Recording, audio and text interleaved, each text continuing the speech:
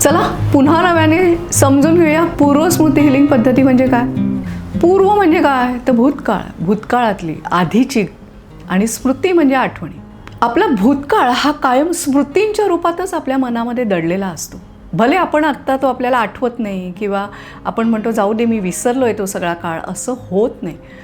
जेव्हा मागच्या काही अशा आठवणी आठवतात की ज्यांनी आपल्याला त्यावेळेला पण त्रास दिला आहे, त्या आठवणींनी आजसुद्धा डोळ्यात पाणी येतं. का येतं? कारण त्या स्मृती विविध भावनांच्या रूपामध्ये आतमध्ये साठलेल्या असतात, आणि जेव्हा ती एखादी वाईट घटना आठवते तेव्हा त्यावेळेला आपल्याला फील झालेल्या अनेक दुःखद भावना आपल्याला आत्ताही जाणवतात, आणि म्हणून आपल्या डोळ्यात पाणी येतं. इतकी ताकद ह्या स्मृतींमध्ये आहे. मग ही पूर्वस्मृतीने आपल्या आयुष्यावर कसा कसा प्रभाव पाडते ते आपण जाणून घेऊया. पूर्वस्मृती म्हणजे काय ते आपण जाणून घेतलं, बरोबर. आता आपण बघूया ह्या पूर्वस्मृतीमुळे आपले विचारांचे पॅटर्न कसे तयार होतात. त्याच्याकरता ना एक उदाहरण बघूया. समजा तुमचं बालपण असे की घरामध्ये प्रचंड कडक शिस्त आहे, प्रत्येक गोष्टीकरता तुम्हाला जबाबदार धरलं जातं आहे, आणि अमुक एक असाच तुम्ही परफॉर्मन्स द्यायला पाहिजे, असंच वागलं पाहिजे, अशी तुमच्याकडनं प्रचंड प्रमाणात अपेक्षा केली जाते. अशा वातावरणामध्ये तुम्ही लहानाचे मोठे झालेले आहात असं समजा. तर प्रत्येकजण जन्माला येताना जशी आजूबाजूची परिस्थिती कशी असेल, आई वडील कोण असेल, बहीण भावंड कशी असतील, हे सगळं जसं आपण आणतो ना, तसे आपापली वृत्ती घेऊन जन्माला येतो. तर अशा या कडक वातावरणामध्ये समजा तुमचं बालपण आहे, आणि तुमचा स्वभाव असा आहे की तुम्ही अतिशय म्हणजे काय म्हणतात संकोची आहात किंवा स्वतःला खूप कमी लेखता, आणि अशा वातावरणामध्ये तुम्ही राहत असताना तुम्ही सतत स्वतःला दोष द्याल किंवा सतत तुला हे जमलंच पाहिजे, जमत कसं नाही, काय तू, असं सतत स्वतःला कमी लेखत लेखत लेखत तुम्ही एक दिवस तुमची अवस्था अशी आहे की तुम्ही तुमच्या मनामध्ये स्वतःची किंमत एकदम शून्य झालेली असेल. सो असा एखादी व्यक्ती अशा पद्धतीने रिॲक्ट करेल. समजा दुसरी व्यक्ती आहे, तिने जन्मतः राग ही भावना जास्त प्रमाणात आणली, तर काय होईल तर प्रत्येक वेळेला त्याच्यावरती अशी जेव्हा कंपल्सरी केली जाईल किंवा समोरनं त्याला अशी कडक शिस्तीचे काही वाक्य सुनावली जातील, तेव्हा तो प्रत्येक वेळेला रागाने व्यक्त होईल, आणि तो राग त्याच्या मनामध्ये साठत राहील. अर्थातच लहानपणी असल्यामुळे तो काही फारसा व्यक्त केला जाणार नाही, किंवा एखादा मुलगा ते व्यक्त करेलही, मग त्याला परत त्याच्यावरनं बोलणी ऐकायला लागतील. सो रागाची जर तुमची प्रमुख भावना असेल, राग जर तुम्ही बरोबर जास्त प्रमाणात आणलेला आहे, तर तुम्ही प्रत्येक वेळेला त्याच्यावरती राग या भावनेतनं व्यक्त व्हाल. तिसरं म्हणजे समजा तुमची वृत्ती खूप सोशिक आहे, तुम्ही शांत आहात, तर तुम्ही काय व्हाल, आतमध्ये नुसतं कुढत राहाल. कोणालाच हे वातावरण आवडणार नाही, पण तुमची प्रतिक्रिया काय असेल त्याच्यावर तर तुम्ही कुढत राहाल. स्वतःला जास्तीत जास्त मी परफेक्ट कसं करेन, जास्तीत जास्त मला कौतुक कसं मिळेल, ह्याचा अट्टाहास किंवा ह्याच्या मागे तुम्ही धावत राहाल, आणि मग हळूहळू परफेक्शनिस्ट होण्याचा एक कुठेतरी स्ट्रेस तुमच्या मनामध्ये सतत राहील.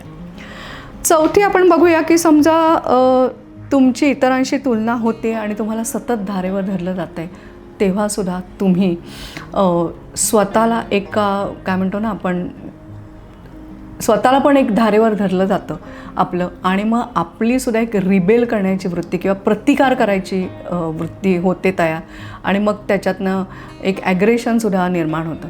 सो ह्या सगळ्या प्रतिक्रिया जो तो त्याच वातावरणामध्ये राहूनसुद्धा आपापल्या स्वभावानुसार देतो. स्वभाव, स्वतःचा भाव.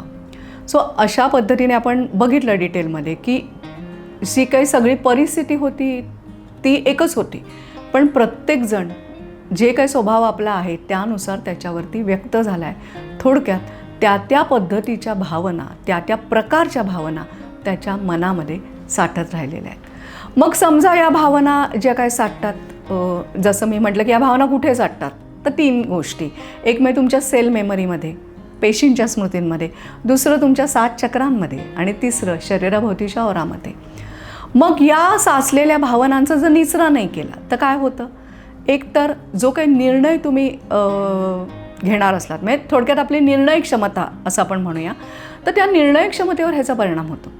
कारण एक तर तुम्ही निर्णय घेऊ शकत नाही, किंवा चुकीचे निर्णय घेतले जातात, किंवा निर्णय घेण्याची टाळाटाळसुद्धा करू शकतो, बरोबर.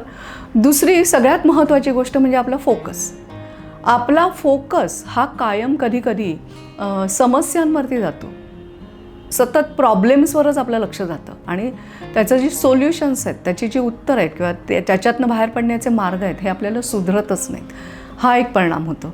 किंवा तिसरं महत्त्वाची गोष्ट म्हणजे मन सतत बेचैन असतं. कधी कधी अँझायटी, प्रेशर, टेन्शन, एक अस्थिरता, चंचलपणा असे बरेच वेगवेगळे भावना मनामध्ये साठलेले असतात. त्यामुळे अजिबात मन शांत नसतं.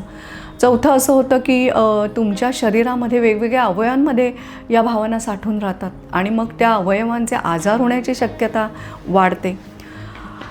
चौथी महत्त्वाची गोष्ट म्हणजे की आर्थिक बाबतीमध्ये निर्णय असतील किंवा कुठल्याही महत्त्वाच्या बाबतीतले निर्णय हे घेतले जात नाहीत. आर्थिक बाबतीमध्ये चुकीच्या पॅटर्नमध्ये आपण अडकण्याची शक्यता असते, जास्त प्रमाणात वाढते.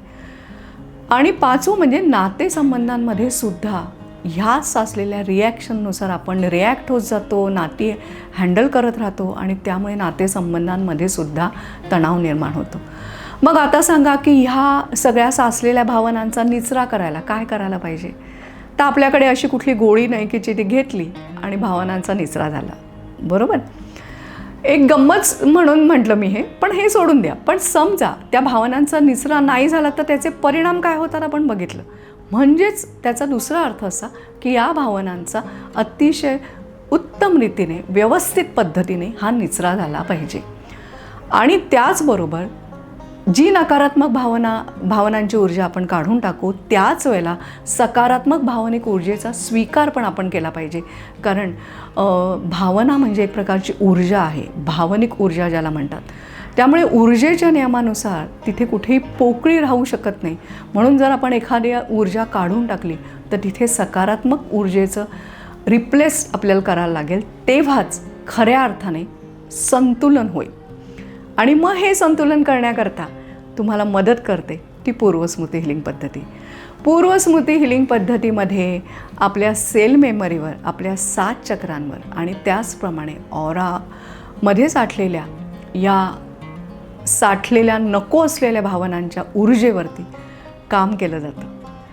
आणि म्हणून पूर्वस्मृती हिलिंग पद्धती ही प्रत्येकाची गरज आहे. कारण प्रत्येकजण आयुष्यामध्ये स्ट्रगल करतं, संघर्ष करतं, बऱ्याच स्ट्रेसफुल सिच्युएशनमधनं जातं. आणि म्हणून तो जो भूतकाळाचा इम्पॅक्ट आपल्या मनावरचा आपल्याला पुसायचा असेल तर पूर्वस्मृती हिलिंग पद्धती तुम्हाला नक्की मदत करेल.